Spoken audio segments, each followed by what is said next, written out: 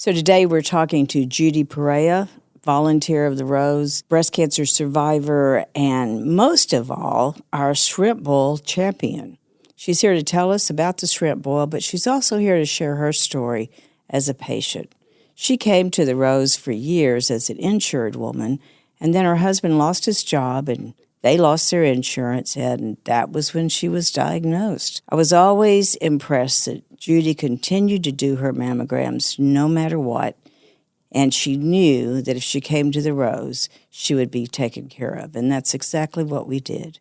Judy did her best to stay positive, keep her family from worrying. In fact, her diagnosis came on her wedding anniversary.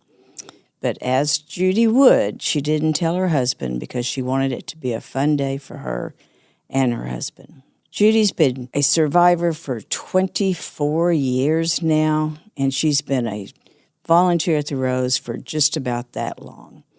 Help me welcome Judy and hear her story about why a diagnosis of breast cancer turned her into a champion of the shrimp boil. When you subscribe to our show, you help us grow. Someone you know may need to hear this story, so please share with your family and friends. And consider supporting our mission. Your donation can help save the life of an uninsured woman. Let's talk about your breast. A different kind of podcast presented to you by The Rose, a breast center of excellence and a Texas treasure. You're going to hear frank discussions about tough topics. And you're going to learn why knowing about your breast could save your life. Judy, thank you so much for being with us today. Thanks for inviting me. You know, your history with the Rose starts long before the shrimp boil, which we're going to talk about. But tell us when you first came to the Rose. I can't tell you the year that I first came to the Rose because I always came here for my mammograms. Mm-hmm. But in the year 2000, I came in for just a regular yearly mammogram and was called back and said there was something suspicious. I panicked because at that time, we had no insurance. My husband had worked for Armco Steel for almost 20 years, and they closed down, and we were left without insurance. And I was horrified. I didn't know what I was going to do. It was very scary. Mm-hmm.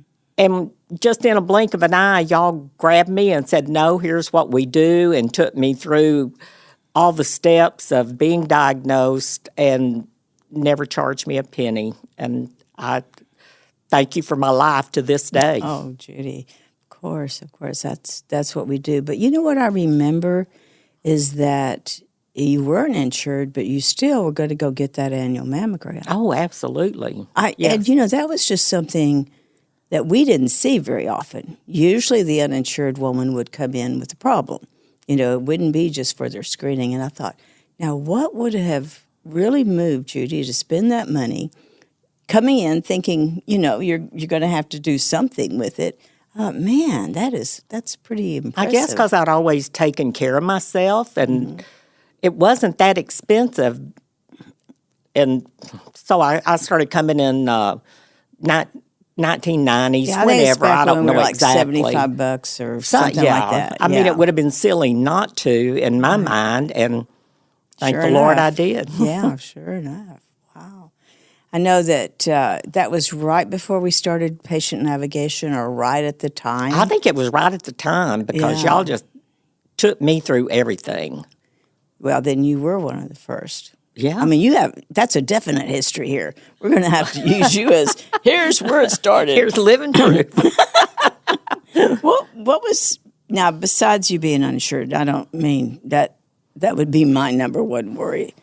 But what else was difficult about your diagnosis, your treatment? Just coming to terms with what could happen, what might happen. Trying to keep a positive outlook on trying to keep the family from worrying, trying to keep on with a regular life. It's just a scary time in a woman's life to be diagnosed with breast cancer. How did you tell Joe that you had to go back? Actually, it was on our anniversary the day I found out. Oh, my gosh. And I didn't tell him. I thought, we're going to have fun today. And I told him, and it was just, we'll do what we got to do. Yeah, that sounds like Joe. Yeah, I mean, it was just a matter of fact. We do what we got to do and get it taken care of. And the rest of your family, Jennifer? Oh, yeah, everybody was so supportive, so very supportive. It's amazing looking back. And it's amazing looking back how much impact my breast cancer had on other people. Oh, yes. I think one you'll be talking to later on that she had put off a mammogram and heard my story and decided to have her mammogram, and sure enough, and you have to remember, back in 2000, it was still kind of novel. Mammograms were just beginning to really become a standard of care. So women weren't quite sure you should go do it, so yes, having someone who was willing to talk about it, that's the other thing.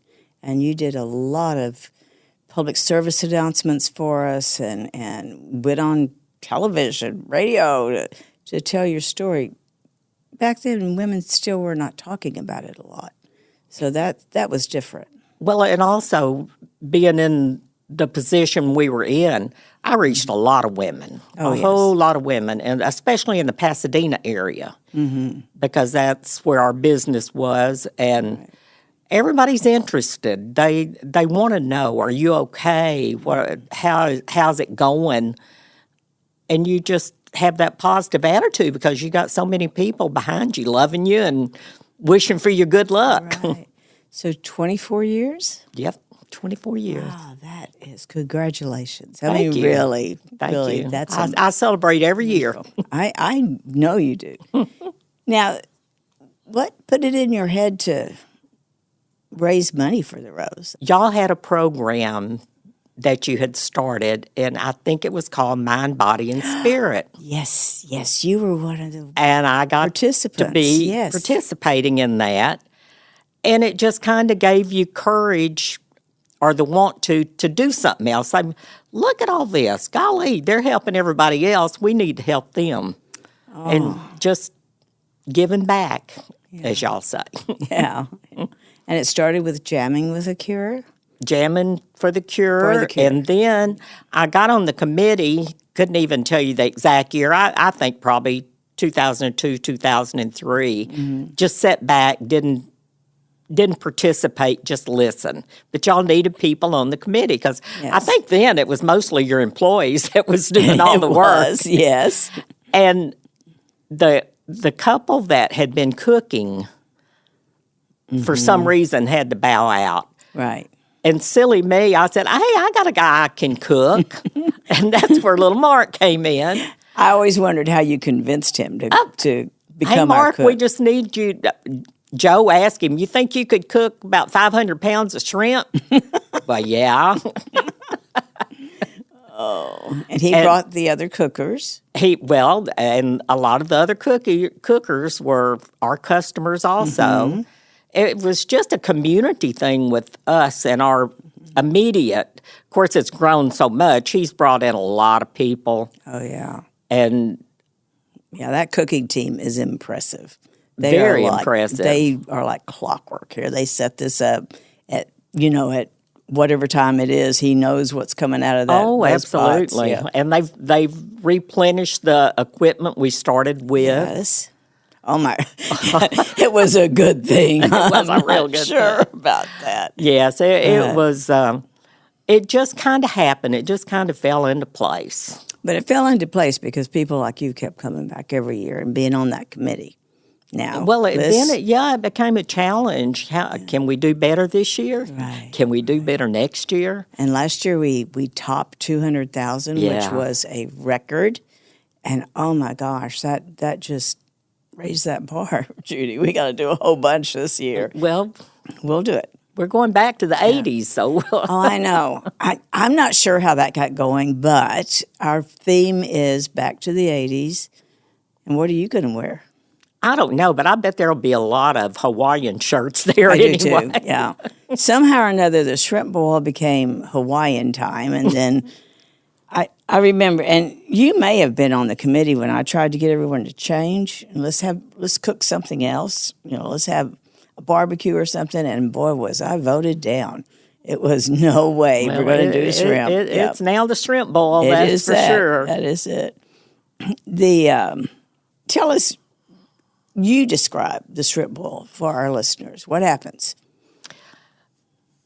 Well, if you're on the committee, you get there a little early, and it's this huge, well-decorated room with not that much activity going on other than things being set up, last-minute details.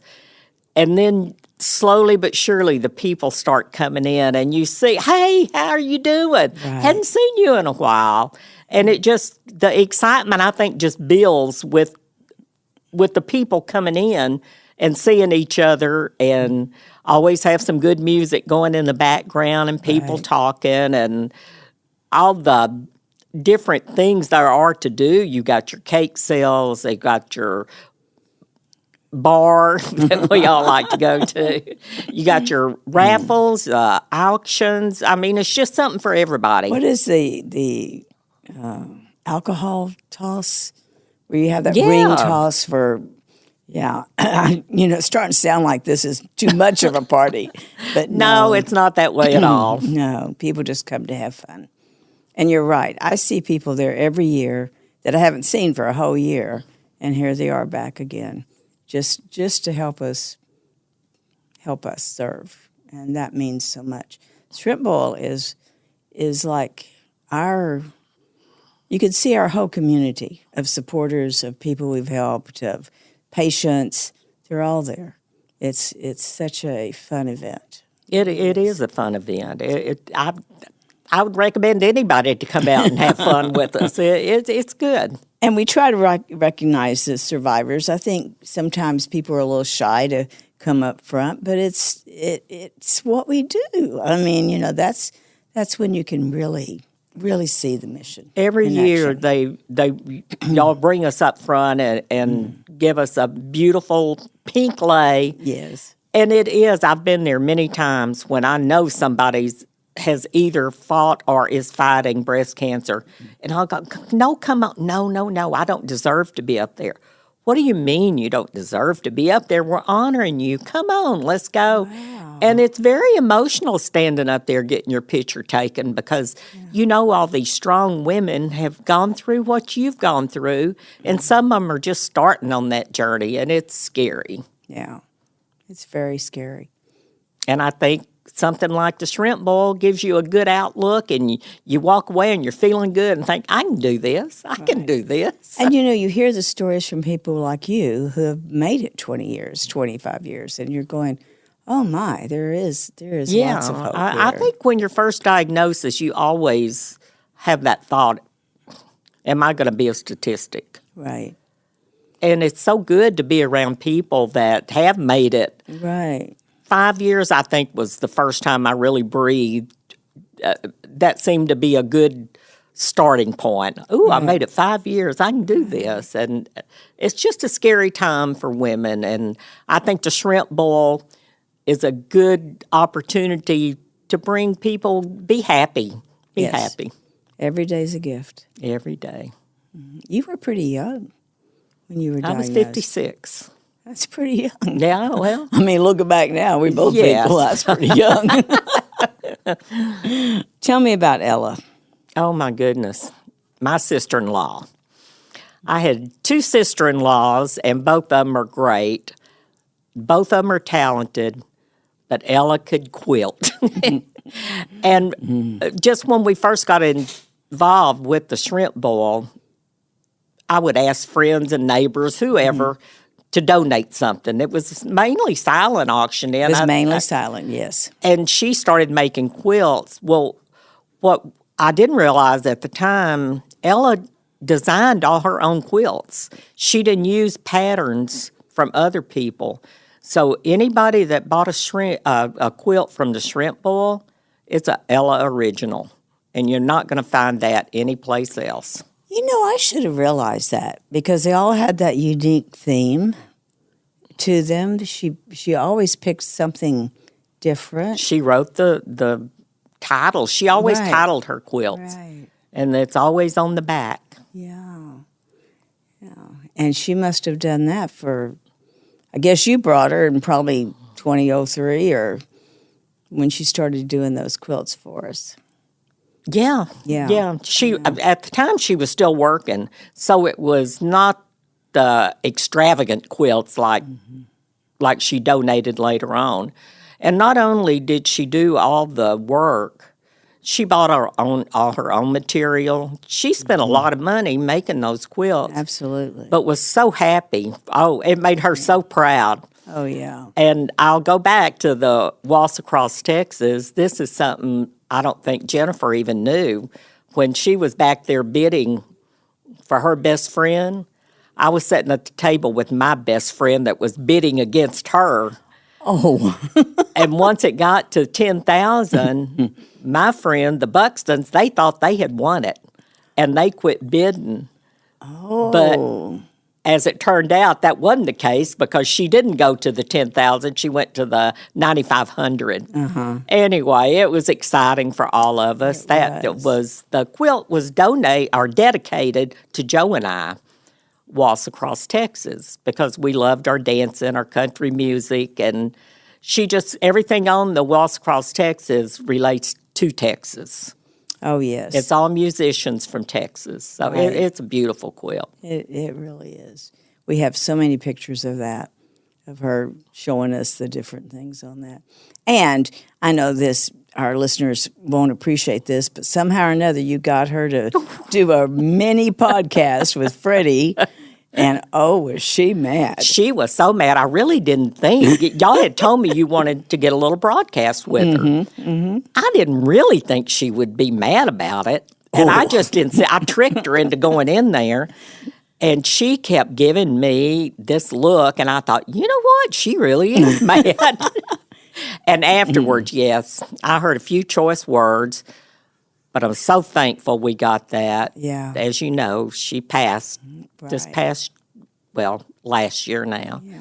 And it's such a sad time. Oh, but we've got her voice forever now. Forever. That's true. And she will be well remembered by many, many people. And I'm proud that she was my sister-in-law. Oh, yes. Should be. But, those are the kind of stories that have made the shrimp boil last for 35 years. The people who, of their own heart, their own generosity, just came to support.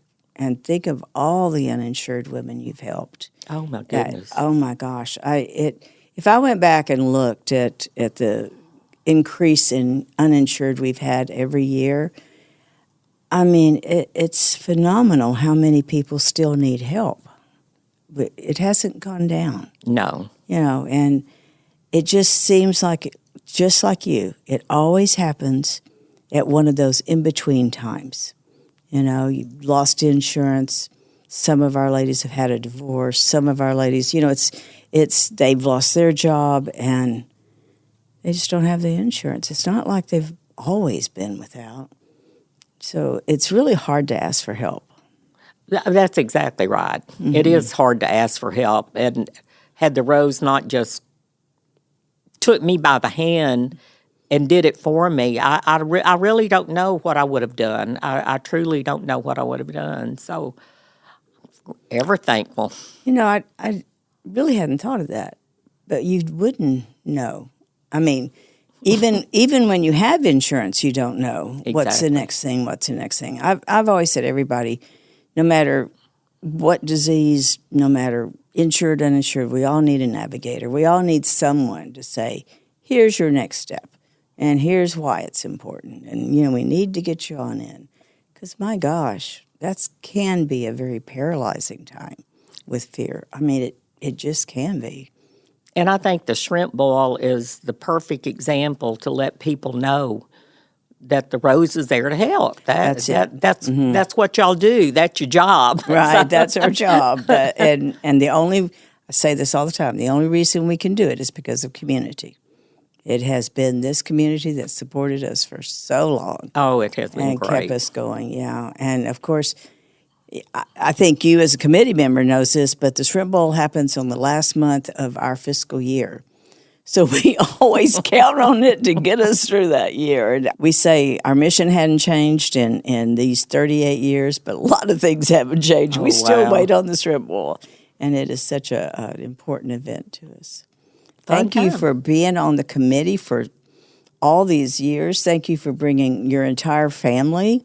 I mean, it's just like, well, that's a Judy table. That's a Judy table. That's another Judy table. We just go through the list and go, oh, yeah, well, they're all here. I've already sent out my little text this year for tables to be bought. So. Yes. And I think the idea of buying the table is such a good idea because we have had a crowd that we had to find tables for or find seats for. So, it's just bring your family, bring your friends, enjoy the afternoon. Tables are fun. Yeah. You have your own group there, but you have the table next door to you that you probably know some of them over there. Mm-hmm. It's just a fun time. Yeah. I say everybody come out. Oh, yes. And we're doing this because? We're raising money to help the ladies that can't help themselves. And that is, you're a living example. I am a living example. One of our and best. Hope to live a few more. Oh, I know you will. You better. We can't do the Shrimp Bowl without you. Thank you, Judy, for being with us today. Thank you for inviting me. We appreciate you so very much. Thank you for joining us today on Let's Talk About Your Breasts. This podcast is produced by Speak Podcasting and brought to you by The Rose. Visit therose.org to learn more about our organization. Subscribe to our podcast, share episodes with friends, and join the conversation on social media using hashtag Let's Talk About Your Breasts. We welcome your feedback and suggestions. Consider supporting The Rose. Your gift can make the difference to a person in need. And remember, self-care is not selfish. It's essential.